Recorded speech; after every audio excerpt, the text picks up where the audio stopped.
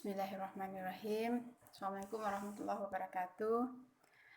Maafkan Ibu nih ngajarnya pakai pakai handphone, direkamnya dengan handphone saja, nggak pakai Camtasia Master karena nggak. Jadi pakai ini aja. Baik, kita lanjutkan materi kita pada pertemuan kedua ini. Ini jadi pertemuan ketiga ya, pertemuan ketiga. Maaf nih Bu salah. Pada materi ini kita akan belajar tentang istilah atau konsep-konsep dasar dalam penelitian pendidikan. Jadi kita pelajari dulu secara keseluruhan istilah-istilah yang ada. Nanti gimana istilah-istilah ini diterapkan untuk masing-masing jenis penelitian, tinggal kita menspesifikkannya lagi. Jadi lebih mudah. Jadi istilah-istilah yang akan kita pelajari dalam penelitian ini adalah pertama ada namanya masalah penelitian. Apa itu masalah penelitian? Ya, nanti kita kaji. Kemudian literatur review atau rujukan atau daftar pustaka. Nanti bagaimana etika dan segala macamnya, bagaimana fungsi dan segala macamnya kita bahas. Kemudian ada etika penelitian, ada variabel dan hipotesis, ada pengambilan sampel, bagaimana pengambilan sampel, kemudian tentang instrumen penelitian. Instrumen penelitian itu alat yang digunakan untuk mengumpulkan data. Kemudian data itu valid apa tidak, reliable atau tidak, nanti kita bahas. Jadi mungkin untuk pertemuan ini, untuk materi ini sepertinya tidak tuntas satu pertemuan.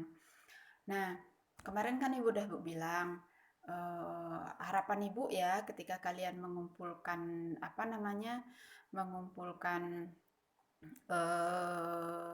Ibu suruh mereview beberapa artikel, tujuan Ibu itu adalah agar kalian tuh tidak sekedar mereview, betul-betul uh, seperti orang cari baju gitu loh. Kalau orang lihat-lihat di toko cari-cari baju, mana baju yang bagus ya, mana yang bagus ya. Kemudian kan kalau kita ke mall itu kan kita tandain ini 1, ini 2, ini 3, ini 4. Nah, ini kisaran yang kita suka. Nah, kemudian mana nanti yang benar-benar jadi kita beli. Nah, nanti Ibu maunya kalian seperti itu.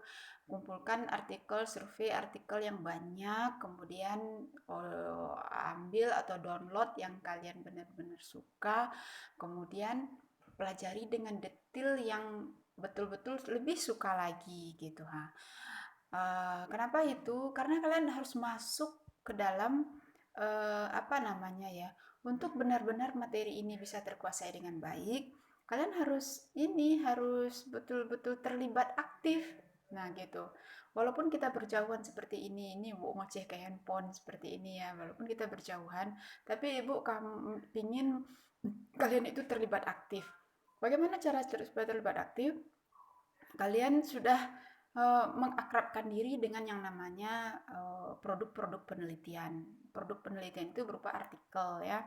Kalau bisa mendownload skripsi, download skripsi. Kan banyak orang share-share skripsinya. Cuma nanti ada etikanya nih. Nomor 3 kita akan bicara tentang etika penelitian. Pelajari aja semuanya dulu. Ambil aja, akrabkan aja diri dulu dengan semuanya. Dengan artikel, dengan laporan penelitian, dengan skripsi, dengan tesis, dengan apa saja. Supaya ketika Ibu bicara masalah penelitian, kalian juga langsung, kayaknya saya suka masalah ini deh. Kalau ketika Ibu cara review, oh saya harus baca ini deh. Ketika Ibu bicara variabel, oh penelitian saya variabelnya berarti ini gitu. Jadi connect gitu bicaranya.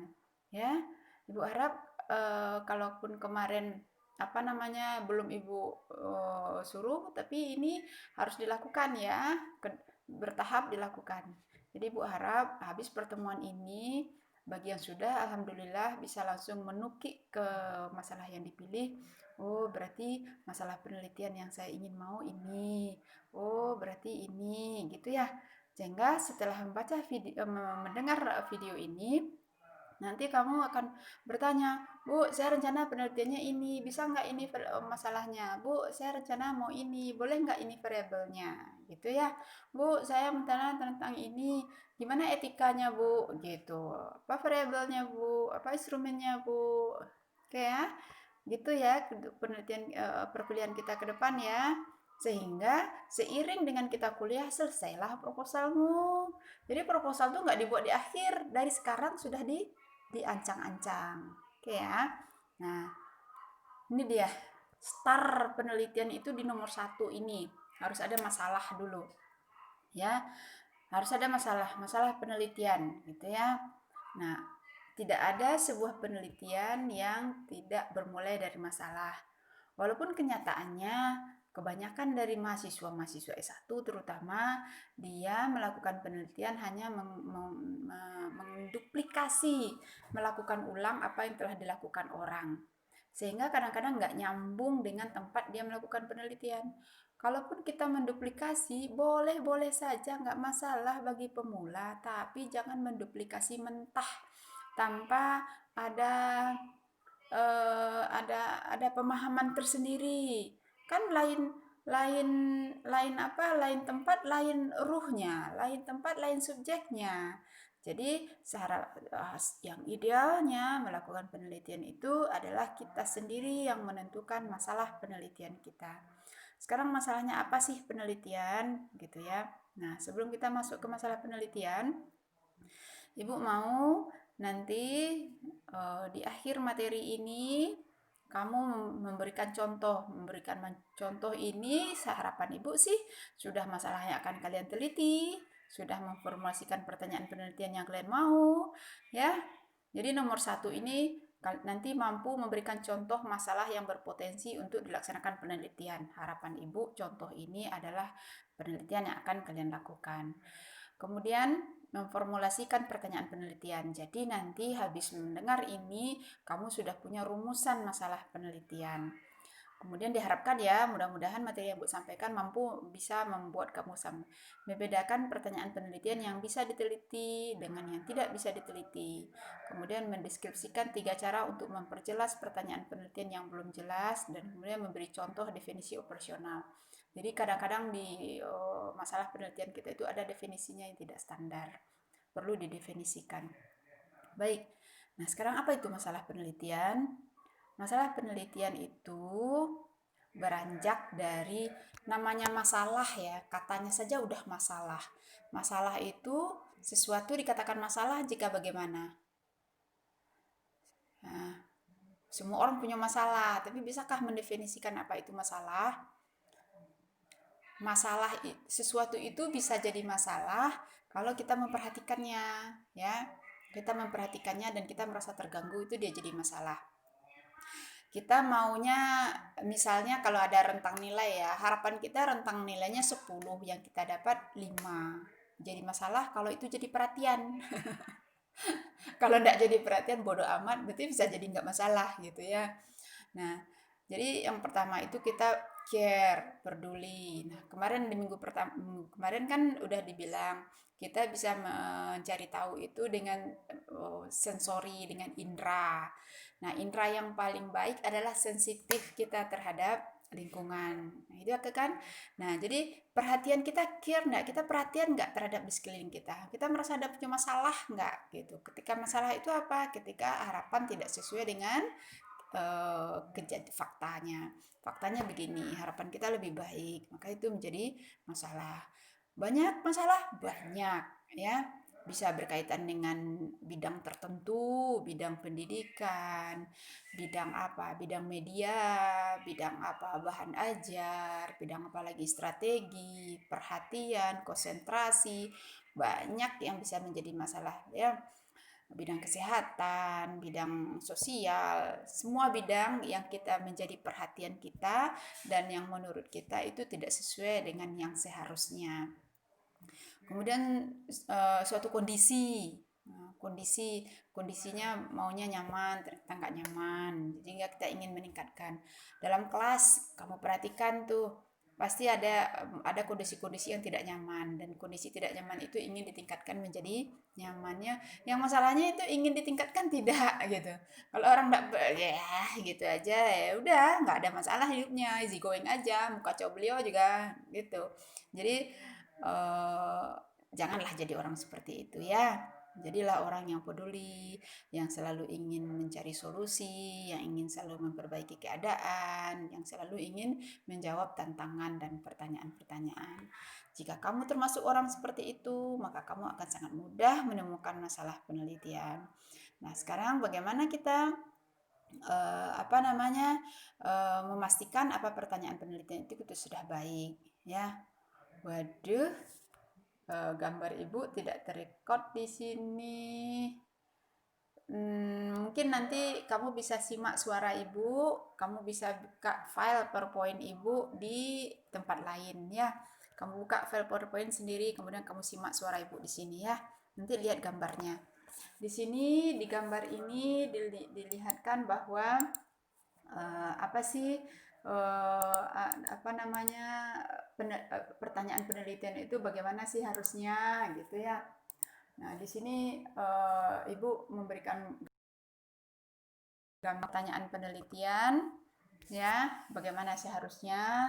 Kamu bisa lihat di PowerPoint-nya ya, nanti dilihat PowerPoint-nya ya, bahwa pertanyaan masalah ya masalah penelitian itu biasanya diungkapkan dalam bentuk rumusan masalah penelitian. Rumusan masalah penelitian biasa dinyatakan dalam bentuk pertanyaan ini ya. Rumusan masalah penelitian itu biasanya terlewatkan Ibu ya, enggak apa-apa ya. Rumusan masalah penelitian itu biasanya diwujudkan dalam bentuk pertanyaan.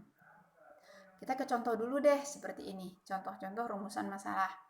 Apakah terdapat perbedaan hasil belajar siswa yang diterapkan metode A dengan metode B? Ya.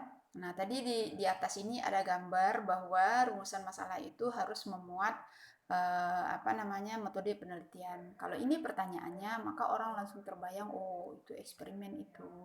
Nanti ada metode A diberikan di kelas A, metode B di kelas B atau bagaimana, seperti itu eksperimen gitu ya. Kemudian rumusan masalah itu menjadi fokus penelitian. Ibaratnya gini, kalau kamu tidak jelas rumusan masalah penelitianmu, tidak tahu tujuan penelitianmu, tidak paham kamu mau meneliti apa, saking kamu tuh hanya ngikut-ngikut doang. Ya, makanya Ibu sarankan jangan ngikut-ngikut saja, boleh ngikut tapi harus punya dasar sendiri. Kamu harus punya dasar sendiri, masalahmu apa, rumusan masalah penelitianmu apa. Karena kalau kamu tidak punya rumusan yang kuat dan jelas, maka nanti penelitianmu ngambang. Kamu akan bingung menentukan variabel, kamu akan bingung menentukan instrumen, kamu akan bingung melaksanakan penelitian, kamu akan bingung mencari rujukan yang sesuai. Karena ibaratnya rumusan masalah penelitian ini adalah menjadi fokus penelitian, menjadi acuan penelitian. Kalau ibarat rumah, dia adalah pondasinya sebuah rumah. Bayangkan kalau rumah tanpa pondasi, tanpa acuan, mau dibangun berapa kamar, mau dibangun berapa luas, dicetak oleh pondasi. Sama. Jadi di rumusan masalah penelitian tergambar metodologi penelitiannya, tergambar data yang akan dikumpulkan, tergambar instrumennya, seperti itu. Begitu pentingnya rumusan masalah penelitian ini, makanya Ibu letakkan rumusan masalah di awal ini. Gitu. Itu sangat penting. Jadi kamu jangan menyepelekan rumusan masalah penelitian. Ibu mau, harapan Ibu kalau kalian nanti menulis skripsi apa ya? Ibu suka bilang tuh nyatu dengan pikiran, nyatu dengan hatimu, sehingga penelitian itu menjadi tidak berat. Percaya Ibu, kalau kamu melakukan dengan baik dan benar, penelitian itu tidak ada beratnya. Nulis itu tidak ada beratnya. Kenapa? Karena semua connect dengan otak dan pikiran kita. Kita nggak mikir kita mau niru siapa ya, kita mau niru siapa, tapi kita menuangkan dari pikiran kita sendiri jika kita beranjak dari masalah kita sendiri. Gitu ya. Jadi masalah penelitian harus memuat berupa pertanyaan, kemudian menjadi fokus, menggambarkan jenis penelitian, apakah penelitiannya kualitatif, kuantitatif, atau bagaimana, eksperimen, atau bagaimana, kemudian data dapat dikumpulkan, jelas data yang akan dikumpulkan, memungkinkan untuk diteliti, itu nanti ditinjau apakah pertanyaan penelitian itu layak untuk diteliti, mungkinkah datanya dikumpulkan gitu ya. Jadi di gambar atas ini nanti kalian lihat sendiri di Word. Maaf ya, laptop Ibu lagi error. Nah, ini juga gambar kedua tidak muncul. Ya, gambar keduanya nggak muncul, nggak apa-apalah. Nah, jadi apa yang ingin Ibu sampaikan di gambar kedua ini adalah Ada masalah pertanyaan-pertanyaan penelitian yang tidak bisa dijawab, yang tidak bisa diteliti. Jadi tidak semua masalah penelitian, tidak semua pertanyaan atau rumusan masalah itu bisa diteliti. Contohnya begini, kamu bisa lihat nanti di PowerPoint Ibu ya. Haruskah filosofi dimasukkan dalam kurikulum sekolah menengah? Atau apa arti kehidupan? Nah, haruskah filosofi itu dimasukkan dalam kurikulum sekolah menengah? Nah, cara jawabnya gimana coba? Dasar jawabnya apa coba? Kenapa nggak bisa diteliti? Karena pertanyaannya sangat ngambang. Kalau pertanyaannya diperjelas menjadi apakah orang berpikir bahwa filosofi harus dimasukkan dalam kurikulum sekolah? Gampang itu menjawabnya, tinggal sebar angket. Kalau tiba-tiba angket, kita nanti bisa lihat persentase orang yang setuju, semua orang tidak setuju. Nah, nanti kan bisa. Tapi kalau ngambang, jadi hati-hati membuat rumusan masalah. Ya, apakah ini layak diteliti atau tidak layak diteliti? Dicek aja dengan tadi itu. Dicek dengan bagan Ibu di atas tadi. Ya, kalau membuat pertanyaan penelitian dicek. Kira sudah berbentuk pertanyaan? Sudah. Menjadi fokus penelitian? Biasanya fokus ke sini. Oke. Kira-kira tahu nggak metode penelitian yang digunakan apa? Kira-kira memungkinkan nggak kita ngumpulin datanya gitu. Jika hal itu tidak memungkinkan, oh berarti ini rumusan masalahnya nggak bisa ini diteliti gitu. Dan kita harus mengedit masalah. Boleh aja, temanya boleh itu aja, tapi rumusannya harus diperjelas ya. Itu dijelaskan ya kenapa di bagan kan ada itu, kamu bisa baca ya, arti kehidupan. Nah ini metafisika ya, yaitu sangat transendental, melampaui fisik. Susah itu dijawab. Mungkinkah kita ganti pertanyaannya sehingga layak diteliti? Susah juga ukurannya kalau kita persempit, misalnya apa arti kehidupan bagi orang jalanan? Kira-kira bisa diteliti nggak? Ya, bisa saja gitu ya, kan dalam konteks orang jalanan. Nah, ya. Nah, kemudian ini ada Ibu kasih PR nih. Nanti mohon direspon kayak YouTuber ya, mohon diberi tanggapan nanti di portal ya. Apakah 5 pertanyaan ini, 5 contoh rumusan masalah penelitian ini bisa diteliti atau tidak? Kalau bisa diteliti, kalau bisa diteliti jelaskan. Jadi satu orang harus komen dengan alasannya masing-masing. Ini menunjukkan keaktifan di perkuliahan ya. Ada 5 pertanyaan di sini, nanti dijawab di portal, direspon di portal. Oke ya. Ibu enggak bacain, kamu baca sendiri aja nanti di PowerPoint-nya ya. Karakter pertanyaan penelitian yang baik dan bagus. Nah, ini yang pertama apa? Pertanyaan penelitian itu layak. Layak itu apa sih? Memungkinkan untuk diselidiki dan kita mampu untuk menyelidiki. Coba kalau penelitian tentang akhirat gitu kan, ya bisa sih penelitian akhirat itu kita lakukan dengan penelitian dokumentasi, yaitu Al-Quran dan hadis gitu kan.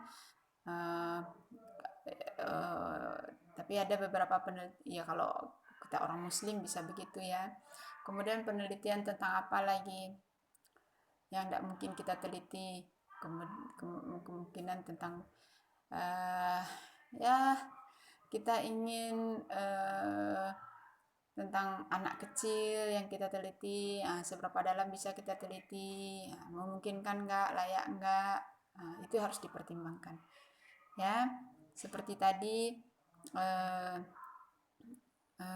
yang nggak layak itu juga bisa layak itu berkaitan dengan etis ya.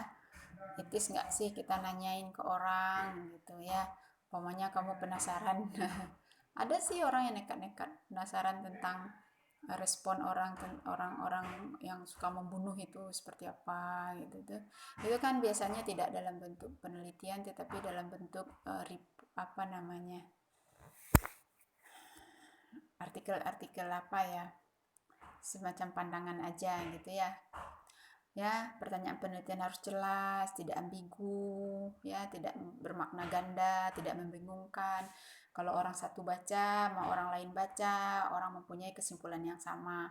Jangan sampai satu orang baca maknanya begini, satu orang lain baca maknanya lain lagi. Jadi kamu nanti bisa sama kamu bisa uji, paham nggak temanmu gitu ya. Oke. Kemudian pertanyaan penelitian harus signifikan, artinya layak untuk diselidiki. Datanya jelas gitu ya, nggak ngambang. Pertanyaan penelitian harus etis. Jangan meneliti di luar ranah gitu ya, yang tidak layak diteliti. Pertanyaan penelitian seringkali berkaitan dengan hubungan sesuatu. Nah, hubungan ini larinya ke arah variabel nanti ya. Jadi pertanyaan penelitian seringkali mengkaitkan sesuatu dengan satu lainnya, mengkaitkan satu unsur dengan unsur lainnya, seperti hasil belajar dengan motivasi, ini contoh yang paling standar. Kemudian disposisi itu seperti apa ya? Kan kalau kita itu ada kognitif, afektif. Nah, afektif itu seperti disposisi lah, istilah yang dilahirkan ahli-ahli ya. Jadi kaitan afektif dengan hasil belajar semacam gitu, atau apa yang dikait-kaitkan bahan ajar dengan hasil belajar, sumber belajar dengan kemampuan pemecahan masalah, apa namanya, lingkungan dengan cara berpikir, banyak. Jadi apa, jarang satu judul tuh yang dia tunggal tok gitu ya. Jadi jarang rumusan masalah itu yang tidak dikaitkan. Baik. Nah, ada istilah yang paling penting, ada yang penting jika judulmu apa namanya? Jika judulmu itu menggunakan istilah yang memungkinkan orang mempertanyakannya, maka kamu perlu memberi namanya definisi istilah, ya, dari kata-kata yang ada di judulmu. Umpamanya tadi contoh judul misalnya tadi apa? Apakah perbedaan gender berdampak terhadap tingkat kreativitas siswa? Nah, kreativitas yang kamu maksud ini kreativitas yang mana? Kreativitas itu kan sangat luas dan banyak juga definisi-definisi ahlinya. Nah, kamu perlu mendefinisikan kreativitas. Kreativitas yang dimaksud dalam ini adalah ini. Kreativitas, nah itu namanya definisi istilah, ya. Jadi menggunakan definisi, untuk mendefinisikan istilah ini ya ada 3 cara. Dengan cara definisi konstitutif cukup menggunakan istilah di kamus, juga bisa dengan definisi yang sudah muncul di ahli yang terkenal, ahli yang cukup baik gitu, yang jelas ya, dengan rujukan yang jelas. Nah, itu menggunakan definisi itu. Atau kamu mendefinisikan sesuatu dengan menggunakan contoh. Saking susahnya ya, tidak ada ahli mendefinisikan. Mungkin kamu penelitiannya luar biasa, tidak ada ahli yang mendefinisikan. Kamu boleh aja mendefinisikan dengan berikan contoh. Pokoknya orang tuh jadi, oh, yang kamu maksud itu. Nah, gitu loh. Dengan contoh atau dengan definisi operasional. Dengan definisi operasional itu maksudnya bagaimana sesuatu itu digunakan. Contoh misalnya tadi itu apa namanya, kreatif ya. Iya, kreatif. Kreatif itu kamu bisa menggunakan definisi ahli. Kalau masih sangat teori definisi ahli, kamu bisa menggunakan definisi operasional. Misalnya kreatif dalam hal apa. Sangat spesifik, sangat operasional sekali. Kreatif di sini adalah kreatif dalam hal menulis kalimat. Nah, ya, di mana menulis kalimatnya tidak standar dan baku SPOK seperti itu misalnya gitu ya. Kemudian yang jadi setelah kamu menemukan masalah, kemudian memperjelas masalah, kamu akan namanya ada kata-kata kunci ya. Saya tertarik di bidang pengajaran di SD. Saya tertarik dengan proses berpikir anak di SD. Saya tertarik dengan apa? Dengan metode A, metode kooperatif, metode apa misalnya gitu ya. Apapun lah kamu ingin apakan teliti. Artinya nanti setelah kamu dapat masalah dan rumusan masalah, kamu akan menyimpan yang namanya kata kunci. Nah, kata kunci inilah yang menjadi acuan bagi kamu nanti mencari bahan review, literatur review rujukan.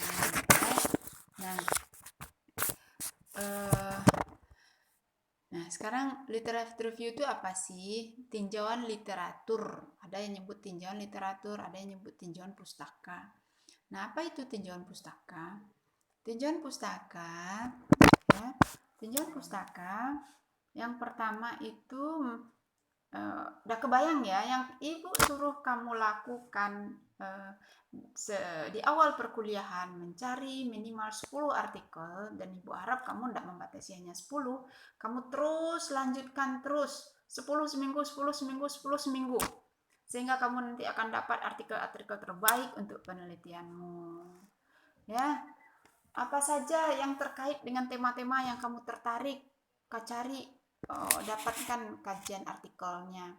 Jadi ibaratnya ya, tinjauan pustaka ini ya, ibaratnya gini, ketika kamu membangun rumah, tadi kan ibu penelitian itu ibu bilang membangun rumah juga ya, ada pondasinya. Nah, ada pondasi, ada lantai, kalau rumah ya ada dinding, ada pintu, ada atap, banyak kan atribut-atribut rumah. Nah, ibaratkan penelitianmu bahan-bahannya ada dinding, ada lantai, ada atap, ada tiang, ada apa. Setiap kajian-kajian yang membahas dinding, yang membahas atap, yang membahas lantai, yang membahas tiang, itu bisa menjadi menjadi dasar kamu mencari bahan bacaan yang membahas tentang itu. Misalnya penelitianmu tentang perbedaan hasil belajar siswa kelas 6 SD atau proses berpikir siswa dalam menyelesaikan masalah, ya, dalam masalah pecahan berdasarkan jenis kelamin. Misalnya ada kata apa itu? Ada siswa SD, ada berpikirnya anak-anak, ada jenis kelamin, ada. Nah, itu kan unsur-unsurnya. Jadi kalau kamu mencari rujukan, ya kamu cari rujukan tentang proses berpikir anak SD, ada tentang pecahannya di anak SD, ada tentang gender, gender anak gitu, proses berpikir dengan gender. Kamu gonta-ganti itu kosakata kata kunci istilahnya untuk mencari bahan yang nomor satu ini dapat kamu manfaatkan, yaitu membantu peneliti mempelajari tentang apa yang orang tulis tentang topik yang dibidik. Kamu membidik topik yang disebutkan tadi, maka ada topik-topiknya. Begitu banyak literatur yang bisa kamu googling di Google itu, searching di Google itu dengan menggunakan kata kunci beragam. Supaya apa? Supaya kamu punya wawasan yang luas tentang topik yang kamu bidik, sehingga kamu bisa sehingga kamu bisa bicara banyak dalam penelitian itu, ya. Kalau orang tuh punya pengetahuan yang luas tentang segala sesuatu, maka dia akan sangat mudah membahas dan mengungkapkannya dan menggalinya. Jadi kita akan punya pandangan itu. Maka ibu bilang jangan stop di 10 artikel, lanjut terus. Jadi kalau kamu punya laptop, ada satu folder mata kuliah penelitian, ada satu folder yang berisi kumpulan artikel, ada satu folder yang berkumpul artikel yang kusuka. Ya. Kemudian supaya apa? Supaya ini bagus. Kamu membantu peneliti mempelajari apa yang orang lain teliti. Jadi kita punya wawasan, jangan merasa kita hebat, jangan kita merasa lebih merasa kita yang pertama meneliti, merasa ini susah karena belum ada orang meneliti. Nah, jadi kita harus punya wawasan yang banyak tentang itu supaya kita tidak seperti kata dalam tempurung baca yang banyak. Memungkinkan peneliti melihat hasil studi terkait dengan masalah yang dibidik. Jadi apa-apa saja yang sudah dilakukan orang. Satu masalah bisa ditinjau dari berbagai aspek, ya. Satu masalah bisa ditinjau dari berbagai aspek. Nah, dari penelitian orang ini, orang telah meneliti dari aspek mana aja gitu. dari aspek siswanya, dari aspek gurunya. Ya, kalau pembelajaran di SD, dari aspek siswanya, dari aspek gurunya, dari aspek bahan ajarnya, dari aspek lingkungannya, dari aspek apanya gitu. Jadi kita punya banyak yang bahan. Kemudian yang penting-penting, yang paling penting adalah tinjauan pustaka itu adalah acuan untuk melaksanakan penelitian.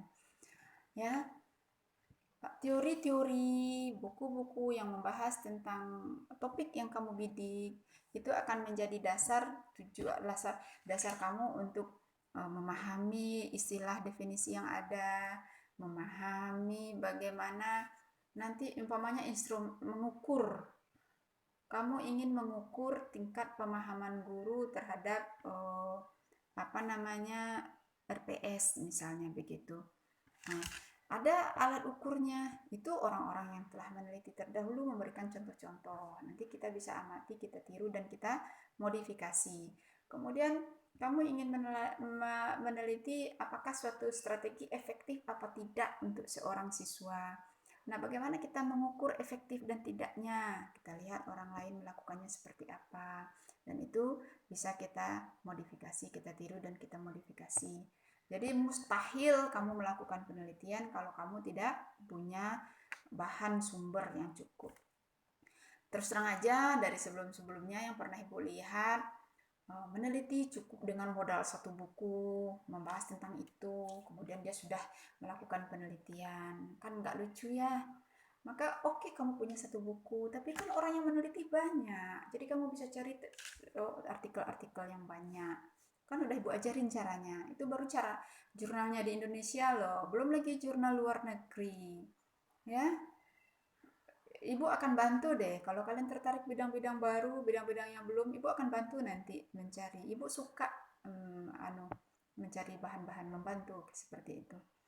Nah, kemudian yang nomor 4, untuk dapat menunjukkan posisi penelitian yang dilakukan. Nah, itu namanya novelties. Jadi gini, posisi itu orang telah meneliti ini, neliti ini, neliti ini, neliti ini, neliti ini, neliti ini. Nah, terus kita nelitinya di mana? Nah, jadi kita bisa ngomong berdasarkan hasil penelitian bla bla kan gini-gini sianu. Nah, yang belum diteliti adalah di bidang ini. Maka saya akan mencoba melihat apakah ini. Itu kan menunjukkan jadi nomor 5 tuh loh.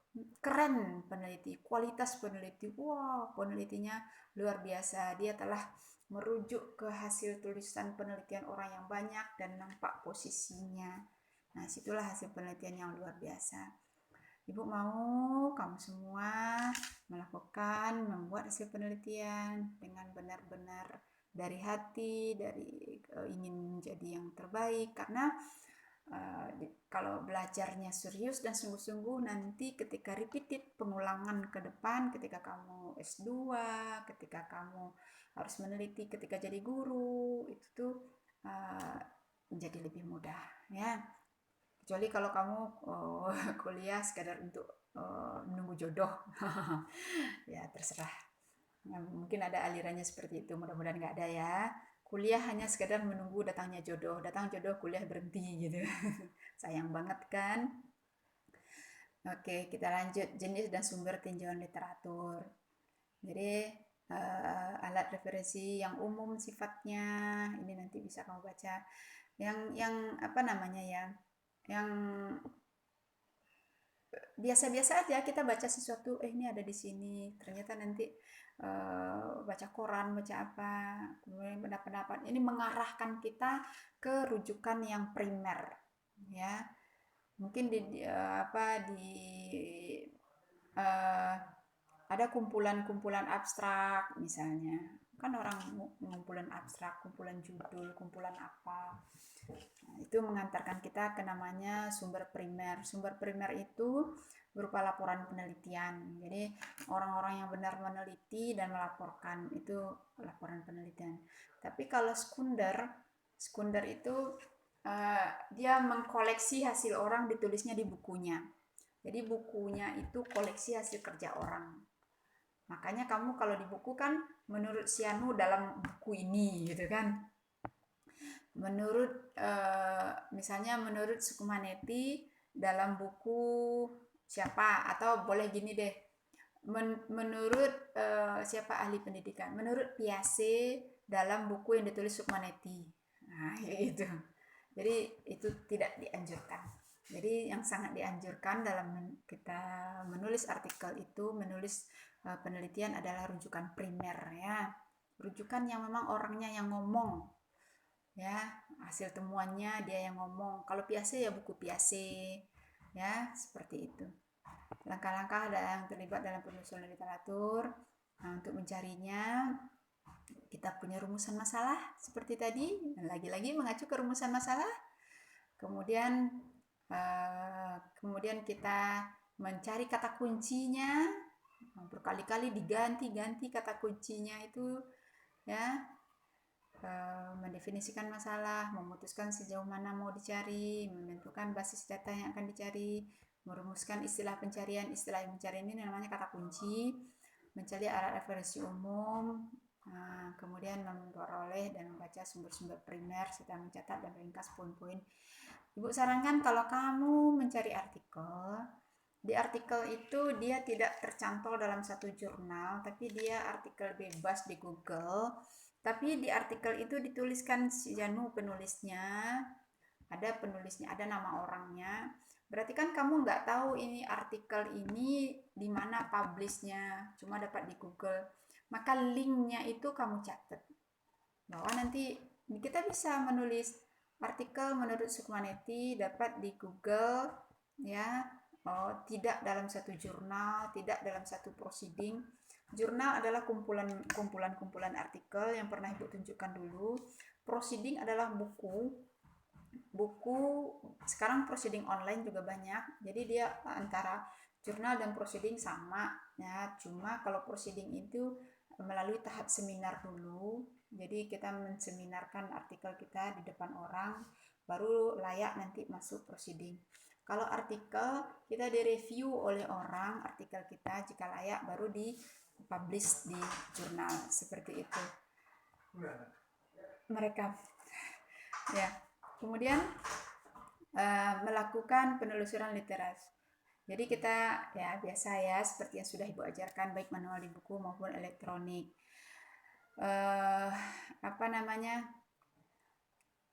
Ada 5 poin penting, prosedur, kesimpulan, dan harus dicatat saat mencatat. Nah, ini tahap yang cara melakukan penelitian di literasi itu kan wajar ya, lewat internet atau lewat pustaka manual ke pustaka, atau cukup googling aja dengan komputer. Hati-hati, linknya jangan lupa dicatat.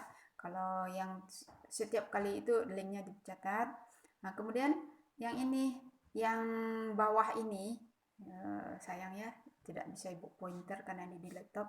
Bagian bawah ini seperti apa yang sudah Ibu suruh ke kamu lakukan, ya kan? Lihat masalahnya apa. Ibu nggak suruh hipotesis ya. Nah, sekarang catat masalahnya apa, hipotesisnya apa, prosedur penelitiannya seperti apa, temuannya apa, kesimpulannya apa, penulisnya apa, sumbernya atau alamat dan tahun. Nah, ini untuk untuk kita jadi bahan untuk rujukan nanti suatu waktu. Oh, ini ada nih ditulis di buku. Oh, ini ada di majalah. Di mana dulu dapet yo? Jangan sampai teka itu. Jadi semuanya direkap. Jadi imbauan Ibu untuk melanjutkan terus resumemu itu jangan dihentikan. Sampai kamu selesai skripsi jangan dihentikan. Jadi nanti kalau kamu beneran skripsi enteng, wah saya sudah punya rujukan yang banyak gitu ya. Giat mencari, nah ini yang penting harus melalui web resmi yang formal, umpamanya web yang resmi itu ada nama singkatan perguruan tingginya, ITB kah, UNES kah, UBH kah, apalagi UM Malang, Muhammadiyah, apa-apa itu harus jelas. Jangan melalui blog itu ya, blogger itu enggak valid. Kalau Ibu sebagai pembimbing tidak Ibu terima artikel yang ada di blog. Harus jelas identitasnya, penulisnya, publikasinya di mana. Langsung catat link artikel yang ditemukan, itu kiatnya ya. Masalah dapat ini keimpit, ini ke masalah perginya ini. Bagaimana menemukan masalah ya? Mohon maaf ya Ibu bahas di sini ya. Harusnya di atas tadi ini buat PowerPoint-nya kurang cermat Ibu nih. Jadi bagaimana kita menemukan masalah? Bisa dengan literatur review penelitian. Dengan kamu mengumpulkan artikel seperti itu, kamu akan dapat ide untuk meneliti. Kamu akan menemukan masalah. Oh ya, kalau gitu saya menelitinya ini. Makanya Ibu suruh. Jadi jangan anggap itu beban, tapi anggaplah itu hal yang memang harus kamu lakukan. Bahwa kamu harus mereview banyak artikel supaya kamu dapat ide untuk masalah ya. Bisa juga dengan praktik dan pekerjaan yang terkait dengan konteks. Jadi kalau ibu kayak orang yang udah sering berkecimpung di dalam bidang tuh, ibu bisa, oh ini kayaknya masalah nih, ini harus diselesaikan nih. Baik dari pekerjaan sebagai dosen, baik pekerjaan sebagai pejabat struktural di kampus ini atau apa. Itu bisa menjadi dasar. Kan seorang pimpinan itu, kamu sendiri pimpinan bisa menemukan masalahnya gitu ya. Jadi ini cara kita menemukan masalah ya. Bisa dengan literatur review penelitian, artikel, bisa dengan pengalaman sehari-hari yang kamu lihat. Kamu sebagai pernah jadi murid SD, pernah jadi murid SMP, pernah murid SMA. Jika kamu pernah merasakan masalah dan setelah kamu menjadi calon guru sekarang kamu merasa ingin melihat masalahnya masih ada dan ingin mengatasi, maka itu akan juga menjadi masalah penelitian. Jadi ini terlihat yang ke bawah ya. Mohon maaf Ibu, ini connect. Kemudian etika penelitian. Nah, ini yang paling penting. Secerdas apapun kamu, sebaik apapun kamu, banyak hal yang harus diperhatikan kalau kita dalam melakukan penelitian ya. Nanti kamu diharapkan setelah baca ini kamu bisa ini. Baca nanti ya. Nah, apa sih etika? Etika itu kan berkaitan dengan benar salah, boleh tidak boleh ya. Jadi pantas nggak pantas ya. Nah, jadi seorang peneliti itu harus mempertimbangkan, pokoknya seorang peneliti mengharuskan ke kelompok siswa menengah untuk menandatangani formulir di mana mereka setuju untuk berpartisipasi dalam suatu penelitian. Nah, ini perlu jika penelitianmu itu berisiko, supaya kamu tidak terjerat hukum. Nah, itu menyelamatkan kamu dan menyelamatkan mereka. Bahwa ini dalam kontrak penelitian namanya. Kemudian mengajukan pertanyaan sensitif pada siswa kelas 1 tanpa mendapat persetujuan dari orang tua. Ini tidak boleh, tidak etis. Kita menggali data orang tua melalui anak tanpa orang tua tahu itu nggak boleh. Ada hal-hal yang atau menghapus data yang ada itu kita buang, kita abaikan, kita menganggap itu nggak penting dalam penelitian kita. Mewajibkan mahasiswa untuk mengisi kuesioner tentang praktik seksual mereka atau praktik apalah atau data apalah.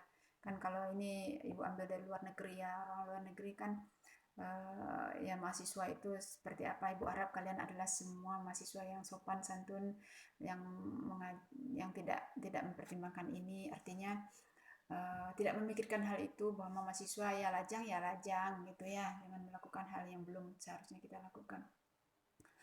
Melibatkan sekelompok siswa kelas 8 dalam suatu studi penelitian yang membahayakan baik secara psikologi maupun secara fisik yang tidak diketahui orang tua. Nah, itu tidak etis. Kalau nanti terjadi sesuatu bahaya apa-apa, nanti kamu bisa terjerat hukum.